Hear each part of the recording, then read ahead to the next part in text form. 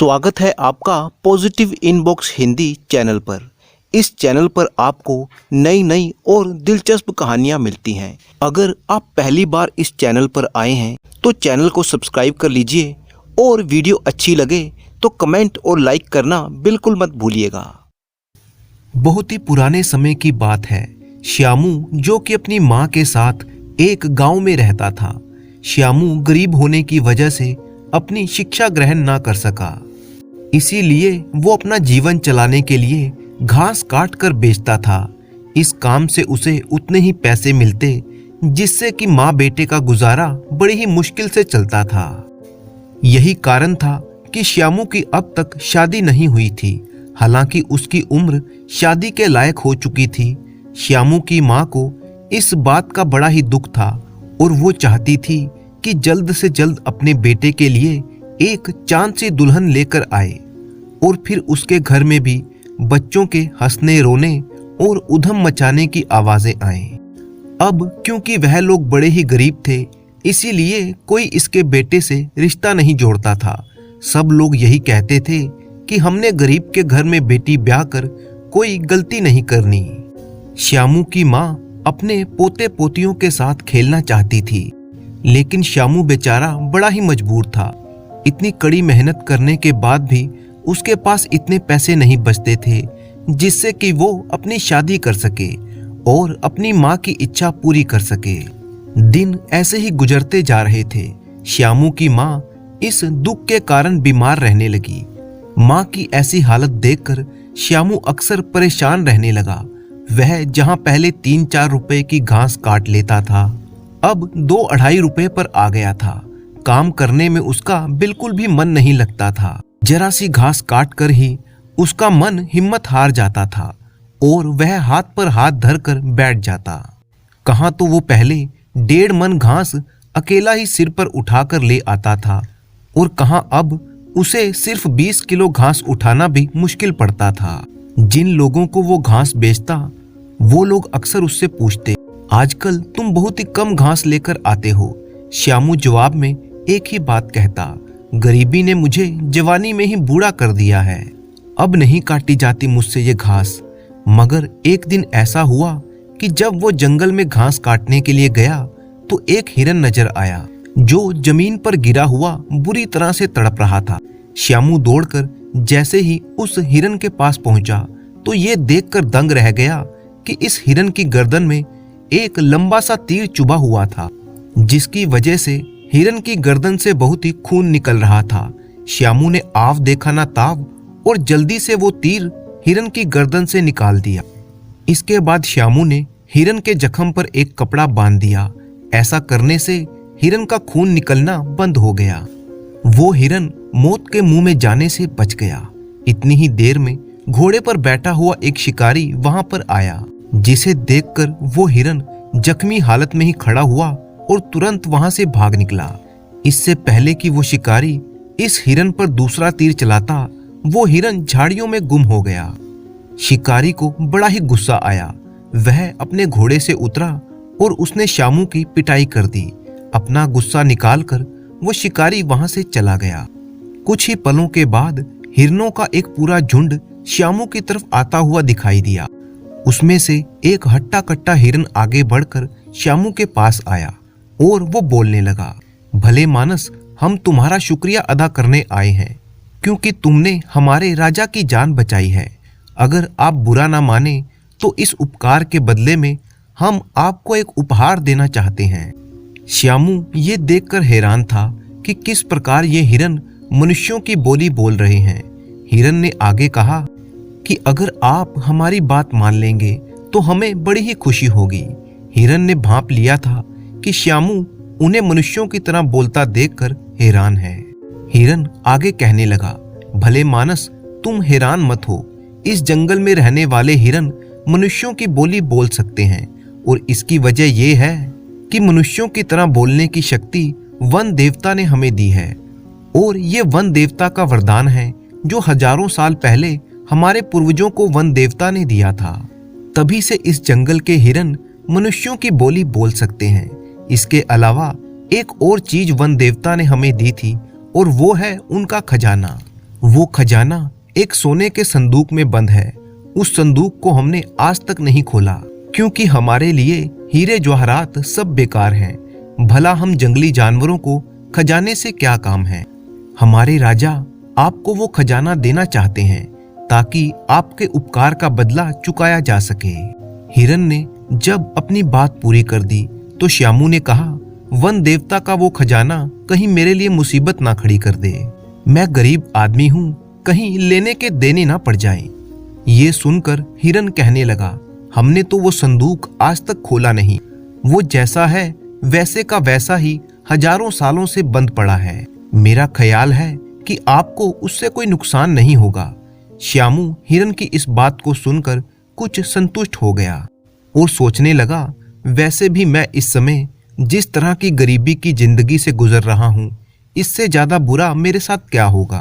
ये सोचकर श्यामू ने वन देवता का खजाना लेना स्वीकार कर लिया। इसके बाद हिरन श्यामू को जंगल के बीचों बीच अपने राजा के पास ले गए, जिसकी जान श्यामू ने बचाई थी। हिरन राजा ने पहले तो श्यामू का बहुत ही धन्यवाद किया, फिर दो बड़े बड़े हिरनों को उसके साथ जंगल के बीच में बने हुए एक तालाब की तरफ भेज दिया, जिसके अंदर वह खजाने वाला संदूक पड़ा था। उस तालाब के किनारे पहुंचकर हिरन ने श्यामू से कहा कि हम पानी के अंदर नहीं जा सकते। नौजवान, तुम ऐसा करो कि 100 कदम पीछे हटकर दौड़ते हुए आओ और पूरे जोर से तालाब में छलांग लगा दो। जहां तुम गिरोगे वहीं पर खजाने का संदूक पड़ा होगा। तुम गोता मारकर संदूक निकाल लेना। श्यामू ने ठीक वैसा ही किया जैसा हिरन ने उससे कहा था और तालाब से वो संदूक निकालकर बाहर ले आया। संदूक ज्यादा बड़ा नहीं था। हजारों सालों से तालाब में पड़े रहने के कारण वो कीचड़ और काई से सना हुआ था। श्यामू ने संदूक को साफ किया और फिर हिरन के साथ वापस हिरन राजा के पास आ गया। हिरन राजा ने खजाना मिल जाने पर श्यामू को बहुत ही बधाई दी और फिर उसे समझाने लगा, वन देवता के इस खजाने के बारे में मैं तुम्हें एक बात बता दूं जो हमारे पूर्वजों ने हमें बताई थी, और वो बात ये है कि जिस आदमी की नीयत अच्छी होगी और वो इस खजाने को दूसरों की भलाई के लिए काम में लाएगा, उस पर कोई मुसीबत नहीं आएगी। लेकिन अगर ये खजाना किसी मतलबी, कंजूस और मूर्ख आदमी के हाथ में लग गया तो उसका सारा परिवार मुसीबत में फंस जाएगा। इसलिए तुम इस दौलत पर सांप बनकर मत बैठना, बल्कि दूसरों की भलाई के काम भी करना।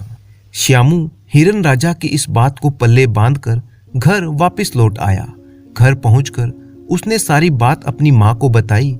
सारी बात सुनकर एक बार तो उसकी माँ कुछ घबरा गई। कहने लगी, ना बेटा ना, श्यामू बेटा, ऐसे खजाने की हमें जरूरत नहीं है। क्या पता खजाने को खोल लेने के बाद हम वो शर्तें पूरी ना कर सकें जो हिरन राजा ने बताई है। इस संदूक में खुशियां नहीं बल्कि परेशानियां बंद हैं। हम लोग गरीब ही ठीक हैं। श्यामू अपनी माँ की बात सुनकर बहुत ही मायूस हो गया। श्यामू ने वो संदूक अपने ही घर में एक घास के ढेर के नीचे छुपा दिया। मगर रात के समय जब वो सोने के लिए लेटा तो दौलत का लालच उसे तंग करने लगा। घर में आए हुए खजाने को इस्तेमाल ना करना उसे मूर्खता लग रहा था। उसने अपने दिल को मजबूत किया और अपनी माँ की नजर बचाकर घास के ढेर के पास चला गया। उसने संदूक को बाहर निकाला और उसे खोलने की कोशिश करने लगा। काफी समय तक पानी में रहने के कारण संदूक की कुंडी खराब हो गई थी। जैसे ही कुंडी खुलने को हुई, श्यामू का दिल तेजी से धड़कने लगा। उसे यूं लगा मानो जैसे आसमान गरज रहा हो और जमीन हिल रही हो। श्यामू का सारा बदन पसीने से भीग गया। उसने जल्दी से संदूक को जमीन पर रखा और लंबे लंबे सांस लेने लगा। कुछ देर के बाद जब उसने अपने आप को कुछ संभाल लिया तो फिर अपने आप से कहने लगा कि मैं इस संदूक को बिल्कुल साफ नीयत से खोल रहा हूँ। मैं कसम लेता हूँ कि इस संदूक में जो भी खजाना बंद है मैं उसे दूसरे लोगों की भलाई के काम में भी खर्च करूँगा। मैं गरीबों को दान करूँगा, उन्हें खाना खिलाऊंगा, कुएं खुदवाऊंगा, दीन दुखियों और बूढ़े बुजुर्गों की सबसे ज्यादा मदद करूंगा। अगर मैं ऐसा ना कर सकूं तो जो भी सजा मुझे मिलेगी मुझे मंजूर है। ये बात दोहराकर उसने आंखें बंद की और संदूक का ढक्कन उठा दिया। ढक्कन उठाने की देर थी कि सारे घर में भीनी भीनी खुशबू फैल गई। पूरे घर में रोशनी ही रोशनी हो गई। श्यामू ने जब आंखें खोली तो उसके होशो हवास गुम हो चुके थे। उसकी आंखें फटी की फटी रह गई, क्योंकि संदूक में ऐसे हीरे मोती लाल जेवर भरे पड़े थे जिनसे ये चमकदार रोशनी के अलावा खुशबू भी फैल रही थी। श्यामू इस खजाने को पाकर खुशी से पागल हुआ जा रहा था। वह जोर जोर से चिल्लाने लगा। श्यामू की माँ ने जब उसके चिल्लाने की आवाज सुनी तो घबराकर उठ गई और श्यामू के नजदीक आकर पूछने लगी, श्यामू बेटा, क्या बात हो गई बेटा? तुम्हें क्या हुआ बेटा? श्यामू ने माँ की बात का जवाब देने की बजाय उसके सामने खजाने वाला संदूक रख दिया, संदूक का ढक्कन उठा दिया। बस फिर क्या था, दोनों माँ बेटे बहुत ही खुश हो गए। सुबह होते ही श्यामू ने इन मोतियों में से एक मोती लिया और दूर के एक बड़े नगर में जाकर उस मोती को बेच दिया। मोती बेचकर उसे इतना धन मिला कि जिसे संभालना भी मुश्किल था। श्यामू ने उसमें से काफी धन वहीं नगर में गरीब और जरूरतमंद लोगों में बांट दिया। बाकी धन से उसने उसी नगर में एक बड़ा सा घर खरीद लिया। श्यामू अब अपने पुराने गांव में नहीं रहना चाहता था, ताकि लोग उसे बिना वजह तंग ना करें, उससे ये ना पूछें कि कल तक तो तू रोटी रोटी को मोहताज था, आज इतनी सारी दौलत कहाँ से आ गई। इसीलिए वह रात के अंधेरे में अपनी माँ और सोने के संदूक को लेकर नए नगर में आ गया। नए नगर में अपना नया मकान देखकर उसकी माँ फूली ना समाई। वह कभी इस कमरे में जाती तो कभी उस कमरे में जाती, साथ ही साथ ये कहती जाती कि अब देखती हूँ कि कौन अपनी बेटी का ब्याह मेरे बेटे के साथ नहीं करता। अब तो मैं किसी सेठ के घर ही अपने बेटे को ब्याहूंगी। श्यामू ने पहली बार अपनी माँ के चेहरे पर इतनी खुशी देखी थी, तो वह भी बहुत ही खुश था। अगले दिन उसने एक हीरा बेचकर उसमें से आधा धन गरीबों और जरूरतमंदों में बांट दिया और बाकी धन से वो अपने घर का सामान खरीद लाया। श्यामू के इस काम से पूरे नगर में उसकी धूम मच गई। लोग जगह जगह उसी के बारे में बातें करने लगे कि शहर में एक नया सेठ आया है और वो गरीबों में धन बांटता है। इस खबर के फैलते ही शहर भर के गरीब और मजबूर लोग श्यामू के घर के आगे इकट्ठा हो गए। श्यामू इन लोगों को देखकर बिल्कुल भी नहीं घबराया, बल्कि उसने सभी लोगों को धन देकर उनकी मदद की। सभी लोग श्यामू की जय जयकार करने लगे। रात होते होते इस नगर के नगर सेठ करोड़ी मल तक भी ये बात पहुंच गई कि बाहर से कोई बहुत ही दौलतमंद नौजवान यहाँ पर आया है, जो अपने बाप दादा की कमाई यूं उजाड़ रहा है। सेठ करोड़ी मल ने सोचा कि अगर ये नौजवान इसी तरह से गरीबों में धन बांटता रहा तो लोग मेरे बारे में क्या सोचेंगे। लोग तो मुझे कंजूस और धन का लालची समझेंगे। कोई ना कोई तरकीब लगाकर इस नौजवान का दिमाग ठीक करना होगा। इसीलिए सेठ अगले दिन श्यामू के घर में गया और श्यामू को समझाने लगा कि बेटा, जरा अकल से काम लो। इस तरह से दौलत लुटाते रहोगे तो कल को भूखे मरने की नौबत आ जाएगी। ऐसा मौका बार बार नहीं मिलता। जिन लोगों की गरीबी मिटाने के लिए तुम ये दौलत लुटा रहे हो, उन्हें कुदरत ने ही गरीब बनाया है। इसमें तुम्हारा कोई कसूर नहीं है। फिर तुम क्यों अपनी दौलत लुटाते हो?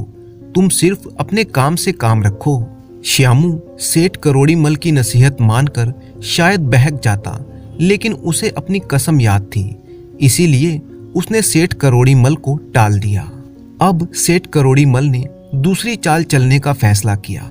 अगले दिन वह श्यामू की माँ से जाकर मिलता है और कहने लगा, बहन जी, मुझे आपका लड़का बड़ा ही पसंद आया है, इसीलिए मैं उसे अपना दामाद बनाना चाहता हूँ। मेरी 2 बेटियां हैं, बड़ी की तो शादी हो चुकी है और मैं छोटी बेटी का रिश्ता आपके लड़के से करना चाहता हूँ। मुझे उम्मीद है कि आप इनकार नहीं करेंगी।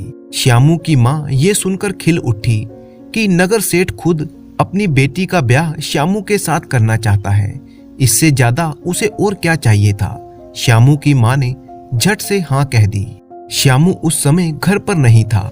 बाद में जब उसे इस बात का पता चला तो वह अपनी माँ से लड़ने लगा।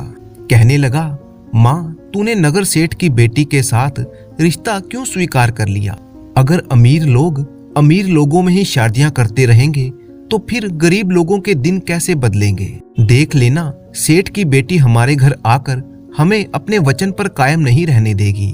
उसने दुख देखे ही नहीं तो भला उसे गरीबों से क्या हमदर्दी होगी? तुम्हें चाहिए था कि किसी गरीब की बेटी को अपनी बहू बनाती ताकि किसी गरीब का भी भला हो जाता। लेकिन श्यामू की माँ ने उसकी एक ना सुनी और कुछ ही दिनों के बाद वो सेठ करोड़ी मल की बेटी को ब्याह कर अपने घर ले आई। करोड़ी मल की बेटी का नाम सुंदरी था। सुंदरी को उसके पिता ने समझा बुझाकर भेजा था, इसीलिए उसने घर में आते ही श्यामू के द्वारा गरीबों को दिए जाने वाले दान पर ऐतराज करना शुरू कर दिया और उठते बैठते वह श्यामू को टोकती रहती कि यह आपने क्या काम पकड़ रखा है। कहीं आप पाठशालाएं खुलवा रहे हैं, कहीं गरीब लड़कियों की शादियां करवा रहे हैं, कहीं गरीबों को खाना खिला रहे हैं। क्या आपको पता नहीं कि कल को आपके भी बच्चे होंगे, फिर आप क्या करेंगे? इसीलिए ये सारे काम बंद कर दीजिए और दौलत को बचा कर रखिए। श्यामू अपनी पत्नी की नुक्ताचीनी को एक कान से सुनकर दूसरे कान से निकाल देता और भलाई के कामों में वो दिन रात धन खर्च करता रहता। श्यामू के इन कामों की वजह से नगर में सेठ करोड़ी मल की अब बिल्कुल भी इज्जत ना रह गई थी। नगर के सारे लोग बस यही कहते थे कि सेठ करोड़ी मल अपनी दौलत पर सांप बनकर बैठा हुआ है। वह गरीब लोगों को लूटता है और उन पर एक पैसा भी खर्च नहीं करता। बात जब ज्यादा ही बढ़ गई तो सेठ ने अपनी बेटी को अपने घर पर बुलाया और उसे डांटने लगा कि तुमने अभी तक अपना फर्ज पूरा नहीं किया। अपने पिता की परेशानी देखकर सुंदरी तैश में आ गई। घर पहुंचकर वो सोचने लगी कि आज इस बात को खत्म ही करना पड़ेगा। इसके बाद एक दिन श्यामू बाजार में हीरा बेचकर धन लेकर आया और घर के बाहर खड़ा होकर गरीबों में इस धन को बांटने लगा तो सुंदरी ने श्यामू के साथ लड़ना शुरू कर दिया। श्यामू उसे बड़े ही प्यार के साथ समझाने लगा, मगर सुंदरी पर इसका कोई असर ना हुआ। वो और तेज तेज चिल्लाने लगी। श्यामू को धन बांटने से मना करने लगी। श्यामू की माँ पहले तो दोनों के झगड़े को सुलझाने की कोशिश करती रही, परंतु बाद में वो भी सुंदरी की तरफ हो गई और कहने लगी कि हमने गरीबों की मदद करने का कोई ठेका नहीं ले रखा। इस शहर में और भी तो अमीर लोग हैं, ये सब गरीब लोग उनके घर क्यों नहीं जाते? श्यामू ने जब अपनी माँ को भी सुंदरी की तरफ से बोलते देखा तो अपना सिर पकड़ लिया। भला दो औरतों से वो अकेला मुकाबला कैसे कर पाता? उस समय श्यामू वहां से चला गया। सुंदरी ने सोचा कि चलो वह अपने मकसद में कामयाब हो गई, परंतु ऐसा हुआ नहीं। अब श्यामू क्या करता? धन को एक थैली में भरता और अपने घर से दूर ले जाकर गरीबों में बांटता। सुंदरी ने जब ये देखा कि वह अपने मकसद में कामयाब नहीं हुई तो वो अपने पिता के पास गई। सेठ करोड़ी मल ने कहा, बेटा तू ऐसा कर कि तेरे पति के पास जो खजाने से भरा हुआ संदूक है तू छिपाकर उसे मेरे पास ले आ। ना तो वो संदूक श्यामू के पास रहेगा और ना वो गरीबों में धन बांटेगा, बल्कि वह संदूक मेरे खजाने को और भी ज्यादा बढ़ा देगा। सुंदरी ने अपने पिता की बात मान ली और अगली ही रात जब सब लोग सो गए तो वो खजाने वाला संदूक उठाकर अपने पिता के घर पहुंचा आई। सेठ उस संदूक को पाकर बड़ा ही खुश था। मन ही मन सोचने लगा कि अब मैं इस नगर तो क्या, इस देश तो क्या, बल्कि पूरी दुनिया का सबसे धनवान आदमी बन जाऊंगा। वो श्यामू तो मूर्ख था जो इस खजाने में से धन निकाल निकाल कर गरीबों में बांटता था। मैं तो इस खजाने में से एक कौड़ी भी किसी गरीब को नहीं दूंगा। ये सोचते सोचते सेठ करोड़ी मल ने जैसे ही उस संदूक को खोला तो ये क्या, संदूक में हीरे जवाहरात नहीं बल्कि सांप, बिच्छू और कीड़े मकोड़े निकलने लगे।